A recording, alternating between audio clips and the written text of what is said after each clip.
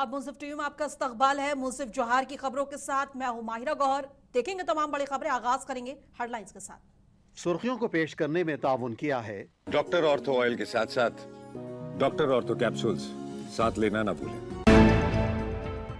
असम में सीएम हेमंत सोरेन का जोरदार प्रचार और तिंग खोंग में जेएमएम प्रत्याशी महावीर बास्कर के पक्ष में की जनसभा।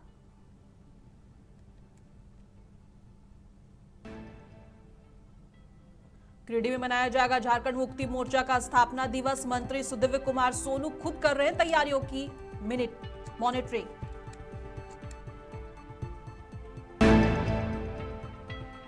गोड्डा में चतुर्थ राज्य के गणतंत्र मेला महोत्सव का हुआ उद्घाटन। मंत्री दीपिका पांडे सिंह ने की शिरकत।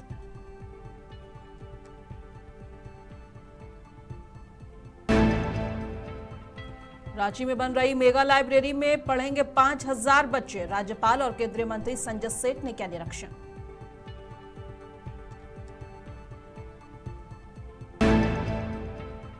डिमना लेक में अज्ञात महिला का शव मिलने से हड़कंप। पुलिस जुटी जांच में। शव को कब्जे में लेकर पहचान की कोशिश।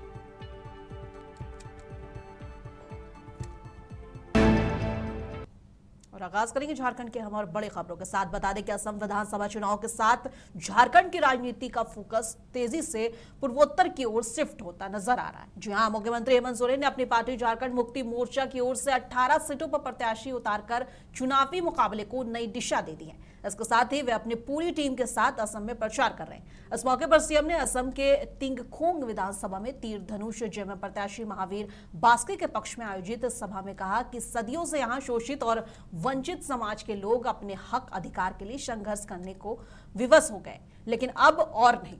और उन्होंने आगे कहा कि आपका अभिमान तीर धनुष अब आपके साथ में और मैं आपके साथ हूं। इस मौके पर मुख्यमंत्री हेमंत सोरेन ने अपने पिता और दिशोम गुरु शिबू सोरेन को भी याद किया।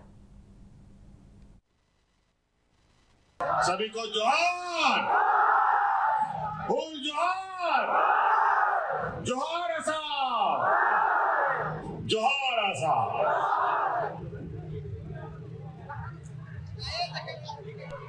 चुनावी सभा है, कई सारे लोगों से तक ही पहुंचना है। थोड़ा कुछ बातों को रखते हुए उसको अधिक समझने का आप लोग प्रयास कीजिएगा।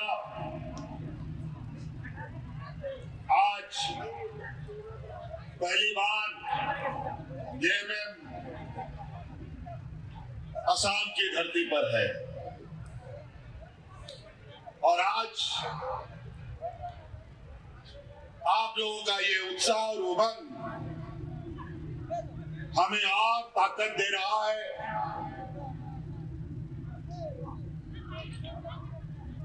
क्योंकि आप सबको ये जानना जरूरी है, क्योंकि जेएमएम झारखंड मुक्ति मोर्चा एक ऐसा पार्टी है जिसका नेतृत्व करता आदरणीय दिशोम गुरु शिबू सोरेन जी रहे हैं। और शिबू सोरेन जी के बारे में बताने की कोई आवश्यकता नहीं है। जैसे आपके संघर्षशील नेता प्रदीप नाथ जी के बारे में बताने का जरूरत नहीं है, उसी प्रकार शिबू सोरेन जी के बारे में भी बताने का जरूरत नहीं है। और हम लोग उसी का सिपाही हैं और इस पार्टी को गरीब गुरुआ, किसान, मजदूर, आदिवासी, गरीब गुरुआ लोग ही मिलकर खड़ा किया, बनाया। गिरिडीह में आगामी सोमवार को झारखंड मुक्ति मोर्चा का 93वां स्थापना दिवस समारोह भव्य रूप से मनाया जाएगा। यह मुख्यमंत्री हेमंत सोरेन के दूसरे कार्यकाल के बाद पहला गिरिडीह दौरा होगा। समारोह में विधायक कल्पना सोरेन और राज्य के कई मंत्री भी शामिल होंगे। और बताते चले कि नगर विकास मंत्री सुदिव्य कुमार सोनू खुद तैयारी की मॉनिटरिंग कर रहे हैं और जिला कमेटी को निर्देश दे रहे हैं। और डीसी रामनिवास यादव और एसपी डॉक्टर विमल कुमार सुरक्षा व्यवस्था की निगरानी कर रहे हैं। झंडा मैदान सजाया जा रहा है और शिबू सोरेन के बड़े कटआउट और हरे रंग की लाइटिंग के साथ चर्चा है कि मुख्यमंत्री जिले की 100 करोड़ से अधिक योजनाओं का सौगात दे सकते हैं, जिसमें अनुमंडल अस्पताल, पुल और सड़क निर्माण शामिल होंगे। 53वां स्थापना दिवस समारोह जिला मैदान में मनाया जाएगा। चूंकि यह कार्यक्रम प्रत्येक वर्ष 4 मार्च को मनाया जाता रहा था, इस वर्ष 4 मार्च होली का त्योहार था, इसके चलते ये 30 मार्च निर्धारित किया गया है और इस दिन यह 53वां स्थापना दिवस है। हम लोगों ने 53 वर्ष पूरे किए संगठन का इस जिले में और लगभग 24 साथियों की शहादत, सैकड़ों लोगों को, हजारों लोगों का आंदोलन, गुरु जी के नेतृत्व में 5 दशक से ज्यादा आंदोलन चला। उसके उपरांत इस राज्य का गठन हुआ और ये जिला उनका कर्मभूमि रहा है और गुरु जी के बगैर यह पहला स्थापना दिवस समारोह हम लोग मनाएंगे, सादगी से मनाएंगे। राजनीतिक कार्यक्रम होंगे, कुछ राजनीतिक प्रस्ताव पारित किए जाएंगे, सांस्कृतिक कार्यक्रमों का आयोजन नहीं किया गया है। गुरु जी के प्रति श्रद्धांजलि होगी और इस कार्यक्रम में माननीय मुख्यमंत्री सहित कई अन्य वरिष्ठ नेताओं के आने की सूचना है। ये कार्यक्रम भव्य होगा, सभी प्रखंडों से हजारों कार्यकर्ता कितने योजना का शिलान्यास वगैरह का उनकी जानकारी इस प्रकार की सूचना संगठन को नहीं है। ये सरकारी कार्यक्रम हमारे सरकार के पदाधिकारी है, ये बताएंगे लोगों का संगठन का कार्यक्रम है। कार्यक्रम में माननीय उपस्थित हो तो 6 बजे मुझे गोड्डा के ऐतिहासिक गांधी मैदान में आज चतुर्थ राजकीय गणतंत्र मेला महोत्सव 2026 का भव्य उद्घाटन हुआ। मंत्री दीपिका पांडे सिंह ने समारोह की शुरुआत की और कहा कि यह आयोजन झारखंड की समृद्ध संस्कृति, विरासत और सामुदायिक एकता का प्रतीक है। महोत्सव में रंग बिरंगे सांस्कृतिक कार्यक्रम, लोक नृत्य और पारंपरिक प्रस्तुतों ने पहले दिन ही दर्शकों को मंत्रमुग्ध कर दिया। और बता दें कि मंत्री ने स्थानीय कलाकारों, युवाओं और कारीगरों को मंच पर मिलने की अहमियत बताते हुए सभी नागरिकों से बढ़ चढ़ कर भाग लेने की अपील की। 29 और 30 मार्च को ये महोत्सव संगीत, नृत्य और मनोरंजन के साथ और भी रोमांचक होने वाला है। समारोह में जनप्रतिनिधि, अधिकारी और बड़ी संख्या में स्थानीय लोग मौजूद रहेंगे। राजधानी रांची में शिक्षा के क्षेत्र में एक बड़ी पहल तेजी से आकार ले रही है। यहां पर करीब 65 करोड़ रुपए की लागत से मेगा अत्याधुनिक लाइब्रेरी बनाई जा रही है। ये लाइब्रेरी सूबे के छात्रों के लिए एक नई उम्मीद लेकर आ रही है। लाइब्रेरी का झारखंड के राज्यपाल संतोष गंगवार और रक्षा राज्य मंत्री संजय सेठ ने निरीक्षण किया है और कार्य की प्रगति का जायजा लिया है। इस मौके पर राज्यपाल ने कहा कि 6 मंजिला ये लाइब्रेरी स्टूडेंट्स के लिए गेम चेंजर साबित होगा। यहाँ मिलेगा क्वालिटी स्टडी और एनवायरमेंट, जहां से झारखंड के युवा अपने ड्रीम्स को नई उड़ान दे सकेंगे। और इस शहर की, इस प्रदेश की 2 संस्थाएं, CCL और दूसरा कोल इंडिया, उनके सहयोग से ये एक अच्छा काम यहाँ पर हो रहा है। और वास्तव में मैं ऐसा महसूस करता हूँ कि लाइब्रेरी का कंसेप्ट बीते कुछ वर्षों से हमारे सोच से बाहर था, पर एक अच्छा काम आपके द्वारा किया जा रहा है। तो मेरी आपको शुभकामनाएं कि अच्छे ढंग से जो काम किया है चले और इसका एक नौजवान लाभ उठा सके और लोग एक सही ढंग से इस दिशा में अपने आप को जोड़ सके। तो मैं चाहूंगा कि आदरणीय मंत्री जी इस संदर्भ में कुछ बताएं और जानकारी। इस मौके पर केंद्रीय रक्षा राज्य मंत्री संजय सेठ ने कहा है कि ये पहल खासकर रूरल और टैलेंटेड स्टूडेंट्स के लिए बेहद मायने रखती है। लाइब्रेरी में वीर सपूतों की कहानियां बच्चों को इंस्पायर करेंगी। वहीं सीनियर सिटीजन्स के लिए भी अलग स्टडी स्पेस तैयार किया गया है। अगस्त से ये 7 मंजिला लाइब्रेरी ये झारखंड के प्रतिभावान, ऐसे प्रतिभा, उनके लिए सुविधा और यहाँ आकर बच्चे पढ़ेंगे तो कुल मिलाकर इसमें एक साथ 5000 बच्चे बैठ सकते हैं। और इसमें हर फ्लोर पे रीडिंग रूम है, लाइब्रेरी है और उसके बाद नीचे रिसेप्शन, कैफेटेरिया, सब कुछ व्यवस्था है। सीनियर सिटीजन्स के लिए भी यहाँ व्यवस्था फर्स्ट फ्लोर पे है।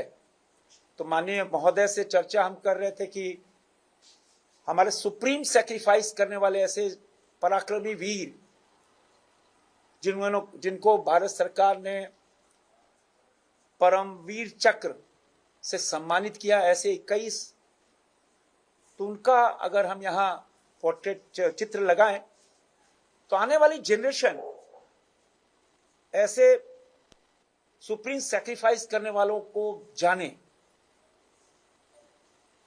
आने वाली पीढ़ी भारतीय सेना का पराक्रम को देखे। और श्री बंसीधर नगर में मिट्ठू जायसवाल ने अपनी बहादुरी और प्रेजेंस ऑफ माइंड से हुए गोलीकांड के आरोपी को महज 1 घंटे में पकड़ने में अहम भूमिका निभाई। घटना के बाद आरोपी का हालिया जानकर मिट्ठू ने तुरंत पीछा किया और पुलिस के साथ मिलकर उसे सलाखों के पीछे पहुंचाया। उन्होंने आरोपी की तस्वीर अपने मोबाइल में कैद कर जिले के सभी थानों को तुरंत भेजी। अनुमंडल पुलिस पदाधिकारी सत्येंद्र नारायण सिंह और थाना प्रभारी उपेंद्र कुमार ने उनके साहस और तत्परता को देखते हुए उन्हें गुलदस्ता देकर सम्मानित किया है। इस कदम ने समाज में एक सकारात्मक संदेश दिया कि आम नागरिक भी सतर्कता और हिम्मत के बल पर अपराध के खिलाफ महत्वपूर्ण भूमिका निभा सकता है। जो गोली चलाने की घटना घटी थी जिसमें उमेश मेहता घायल हुए थे, उस कांड के उद्भेदन एवं गिरफ्तारी में नगर उटारी के मिट्ठू जायसवाल की बहुत ही प्रमुख भूमिका रही।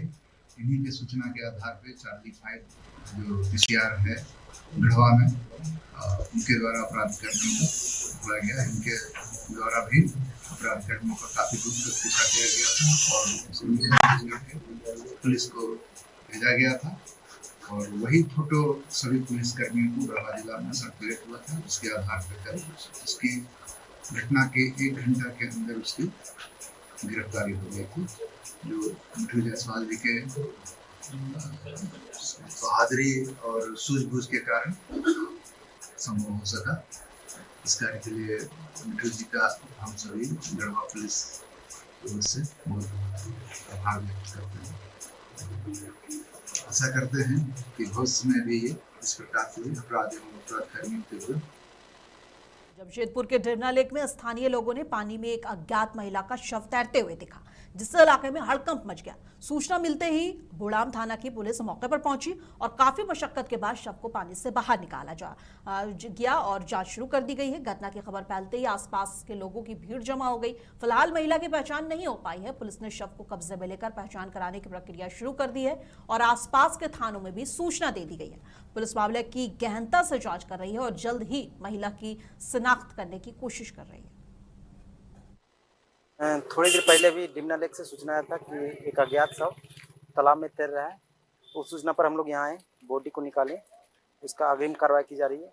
आसपास के थाना क्षेत्र में हम लोग सूचित किए हैं उक्त महिला का फोटो भेजकर कि अगर कोई पहचान स्थापित होता है बताएं। कोई मिसिंग कंप्लेन? बोड़ाम थाना में ऐसी कोई मिसिंग कंप्लेन नहीं है। हम लोग आसपास थाना को सूचित किए हैं, अगर कोई सूचना मिलती है तो आप लोग को कितना घंटे पहले? ये मतलब आधे घंटे पहले ये सूचना मिली थी। तो हम लोग बता नहीं सकते, अभी तो मतलब कुछ बताया नहीं जा सकता है। उसमें डॉक्टर साहब जैसा मतलब पोस्टमार्टम के बाद बताएंगे वैसा होगा। बाहर कोई तरफ मतलब कुछ नहीं है। और सिमडेगा पुलिस ने लचुआगढ़ में ओड़गा तक बन रही सड़क के निर्माण कार्य में बाधा डालने वाले उग्रवादी संगठन पीएलएफआई के 3 सदस्यों को गिरफ्तार कर लिया। सर्किल इंस्पेक्टर्स के मुताबिक आरोपियों ने जलदेगा थाना क्षेत्र के कारीमाटी कैंप में वाहनों को जलाने की कोशिश की। फिलहाल आरोपियों के खिलाफ आवश्यक कानूनी कार्रवाई की जा रही है। मामला जलदेगा थाना स्थित कारीमाटी में SMRB कंपनी की स्थायी कैंप था। उस कैंप में 25 जनवरी की रात्रि में कुछ उग्रवादियों के द्वारा वहां खड़ी वाहनों में आग लगा दी गई थी। पोस्टर भी जला साटा गया था लेवी मांगने के लिए। उसी संदर्भ में जलडेगा में कांड दर्ज कर वरीय पदाधिकारियों के निर्देशानुसार SDPO के निर्देशन में नेतृत्व में एक टीम गठित किया गया। टीम अपने टेक्निकल सेल और मानवीय सूचनाओं के आधार पर कुछ लोगों को गिरफ्तार किया गया। गिरफ्तारी में उनकी संलिप्तता पाई गई, जिसमें इसके पूर्व जो है वो 9 उग्रवादियों कहिए या अपराधियों को गिरफ्तार कर न्यायिक हिरासत में भेजा गया है। इसी सिलसिले में अन्य अपराधी जो है फरार थे, जिनको गिरफ्तार किया गया है, जिनमें सुबोध, जिसमें सुनील उरांव, सुबोध बड़ाए और शिवा सिंह को अभी गिरफ्तारी हुई है और इनके पूछताछ में भी अपनी संलिप्तता ये स्वीकार किए हैं।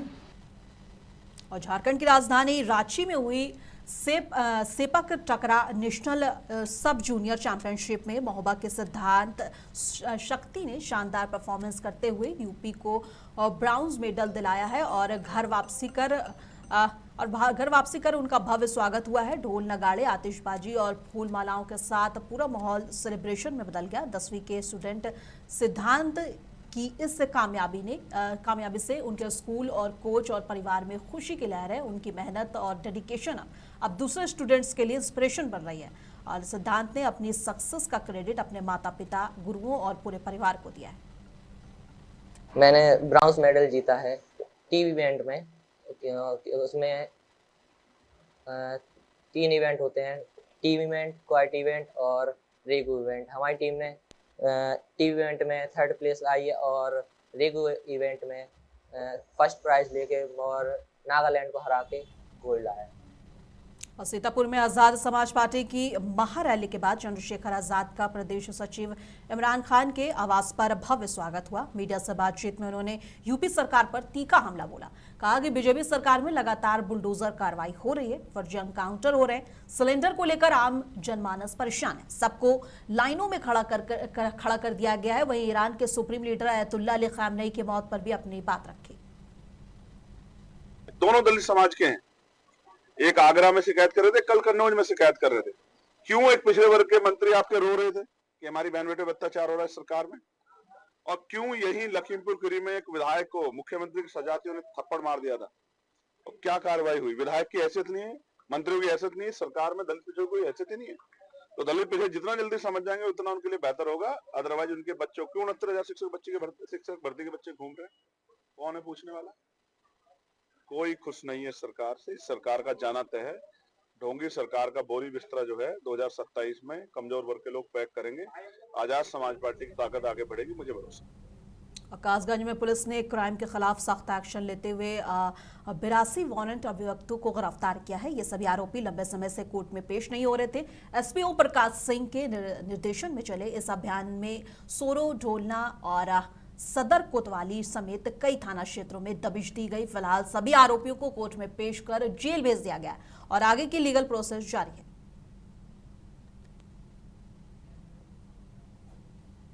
अब बुंदेलखंड के जालौन से एक शॉकिंग मामला सामने आया है, जहां बसोरा, बरार और बांसफोड़ समाज के हजारों लोगों को सरकारी रिकॉर्ड में 0 दिखा दिया गया और समाजवादी पार्टी के सांसद नारायण दास अहिरवार ने सदन में इस पर जोरदार आवाज उठाई।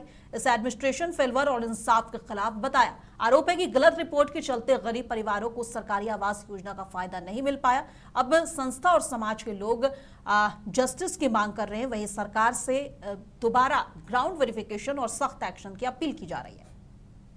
सदन में हमारी बसोर बरार समाज की आवाज उठाई है।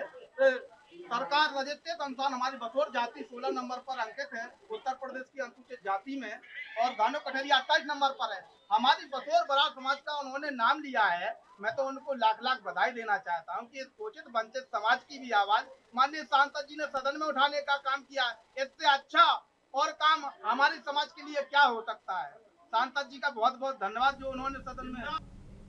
पीलीभीत में मशरूफ असम चौराहे पर बना नया फ्लाईओवर ट्रायल के लिए खोल दिया गया है। करीब 98 करोड़ की लागत से तैयार इस 4 लेन पुल पर अब ट्रैफिक शुरू हो चुका है और NHAI ने हवन पूजन के साथ इसकी शुरुआत की है। वहीं डीएम ने क्वालिटी चेक कर जल्द फॉर्मल इनॉग्रेशन के संकेत दिए हैं। इस फ्लाईओवर से शहरवासियों को जाम से बड़ी राहत मिलेगी और हाईवे ट्रैफिक भी अब ज्यादा स्मूथ से काम करेगा। चौराहे का जो ये ओवर ब्रिज है तो शुरुआत हो गई इसकी ट्रायल बेसिस पे आज इन्होंने चालू किया है और 1 तारीख को इसका उद्घाटन होगा और उसी को हम लोग आज देखने के लिए आए हुए हैं। तो एक शहर के लिए बड़ी सौगात है। मैं शहर वासियों को अपना शुभकामनाएं देना चाहता हूँ कि इसके चालू होने से जो यहाँ आसाम चौराहे पे जो जाम लगता था वो ख़त्म होगा और शहर के लिए एक अच्छी मतलब शुरुआत हो गई है। मैं सभी को बधाई देता हूँ। और फिरोजाबाद के इस्लामिक सेंटर मदीना कॉलोनी में हज 2026 के लिए विशेष प्रशिक्षण कार्यक्रम आयोजित किया गया। मास्टर ट्रेनर मौलाना आलम मुस्तफ़ा याकूबी ने कंप्यूटर स्लाइड के जरिए यात्रियों को हज यात्रा की सभी महत्वपूर्ण बारीकियां बताई। कार्यक्रम में जिला अल्पसंख्यक कल्याण अधिकारी निधि सिंह ने हज यात्रियों को एहराम और मेडिकल सर्टिफिकेट वितरित किए। इस साल 71 यात्री हज यात्रा पर जा रहे हैं, जिसमें से 41 पुरुष और 30 महिलाएं शामिल हैं। हज यात्रा इस साल 20 अप्रैल से शुरू होकर 26-27 मई को संपन्न होगी। ये हज 2026 के लिए इस्लामिक सेंटर पर हज यात्रियों का प्रशिक्षण और ट्रेनिंग कराई गई है। इस सफर ये 20 तारीख से ये यात्रा शुरू हो रही है और 27 या 28 तारीख में हज मई में प्रस्तावित है। बहुत अच्छी ट्रेनिंग दी गई है। हम लोग हज पे जा रहे हैं, हमारे माँ बाप और हम अयूबी याकूबी सर के जरिए हमें ट्रेनिंग दी गई है। बहुत बेहतर ट्रेनिंग रही। जब माइंड की ट्रेनिंग दी गई है, हेल्थ के हिसाब से जाना आना, हर जहन को चीज़ में रखना। और सबसे बेहतर चीज़ याकूबी सर ने सबसे मोस्टली चीज़ बताई कि आगे आपस में गुस्सा नहीं होना है, हर चीज़ सोच समझ के चल रहा है। हज का मसला बहुत अहम मसला है। हज बड़ी मुश्किल से इंसान एक बार जा पाता है। इसकी बारीकियां समझाई गई। आज तकरीबन 4 घंटे ट्रेनिंग चली है। मौलाना याकूबी साहब ने बहुत बारीकी से समझाया है। हज के मसाइल पर तफसील से बात की है। बहुत सारे मसले ऐसे होते हैं जो हुज्जाज इकराम नहीं समझ पाते हैं, उनको बारीकी से समझाया गया है। उन्हें बताया गया है कि हज के 5 दिन में क्या क्या करना है, आपको कहाँ कहाँ कौन कौन से अरकान करने हैं, ये सारी चीज़ें बताई गई हैं। कैसे रहना है, कैसे इबादतें करनी है, कैसे हरम शरीफ में दाखिल होना है, ये सारी चीज़ें बताई गई। इस बार 71 हुज्जाज इकराम हज के लिए जा रहे हैं। इंशाल्लाह सब ज़्यादातर लोग तशरीफ लाएंगे और सब में समझाए, सबको हेल्थ कार्ड वगैरह दिए गए। माशाल्लाह बहुत कामयाब रहा। अमरोहा के मंडी धनौरा और बछरायू क्षेत्रों में देर रात भीषण सड़क हादसों ने दहशत फैला दी। मंडी धनौरा में तेज रफ्तार अज्ञात वाहन ने बाइक सवार 3 युवकों को टक्कर मारी, जिसमें राहुल चौहान और अमर सिंह की मौत हो गई। दीपक सिंह गंभीर रूप से घायल है। वहीं बछरायू में ऑल्टो कार ने 2 बाइकों को टक्कर मारी, जिसमें अरशद की मौत हो गई और 2 अन्य घायल हुए। पुलिस ने शव पोस्टमार्टम के लिए भेज दिया है और फरार वाहन चालकों की तलाश में जुटी हुई है। इलाके में शोक की लहर दौड़ गई है।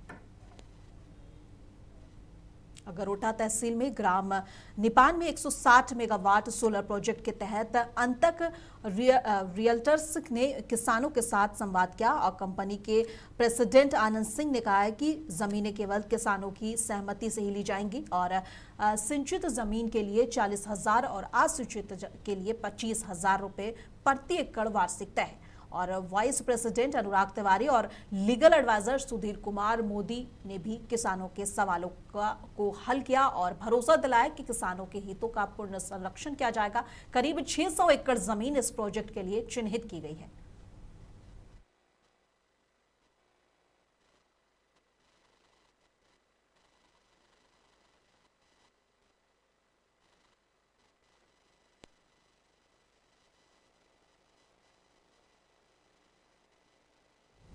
माफ कीजिएगा, जमशेदपुर के सिद्धगौड़ा थाना क्षेत्र में जन्मदिन की खुशी हादसे में बदल गई। देर रात अमन कुमार और विकास रजक अपने दोस्त कैप्टन शर्मा के साथ देवरी मंदिर जन्मदिन बनाने जा रहे थे। तीनों एक ही बाइक पर सवार थे और बाइक कैप्टन चला रहे थे। जैसे ही चांदिल के पास पहुंचे तभी एक तेज रफ्तार अज्ञात वाहन ने उनकी बाइक को जोरदार टक्कर मार दी। टक्कर इतनी भीषण थी कि तीनों सड़क पर गिर पड़े। मौके पर पुलिस और स्थानीय लोगों ने घायलों को एमजीएम अस्पताल पहुंचाया, लेकिन अमन और विकास को डॉक्टरों ने मृत घोषित कर दिया। कैप्टन शर्मा मामूली चोटों के साथ सुरक्षित रहे और घटना ने परिवार और दोस्तों को गहरे सदमे में डाल दिया है। मृतक अमन ट्रांसपोर्ट और विकास निजी फाइनेंस कंपनी में कार्यरत थे। अच्छा, फिर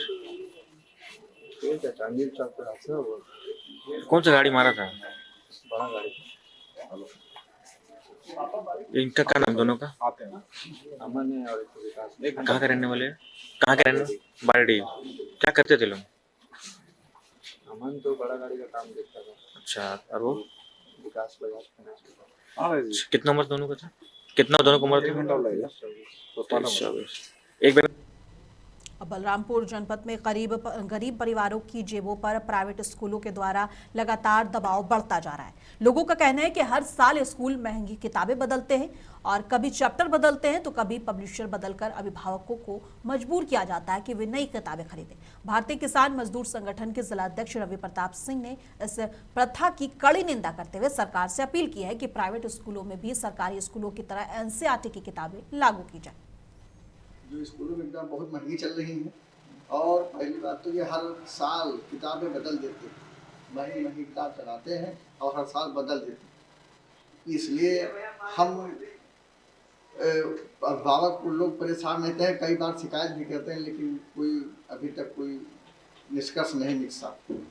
और हम ये सरकार से मांग करते हैं आप कि सरकारी ही किताब चले प्राइवेट ही विद्यालय में। इतनी महंगी होती है कि जैसे मान लो 10 रुपये किताब आया इस साल, तो अगले साल वो 20 रुपये हो जाता है, उसमें कोई कटौती नहीं होती है।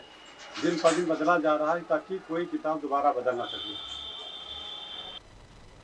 और मुंसिफ जोहार की खबरों में बस इतना ही। कल फिर मिलेंगे इसी वक्त, तब तक के लिए देश दुनिया के तमाम खबरों के लिए बने रहें मुंसिफ टीवी के साथ।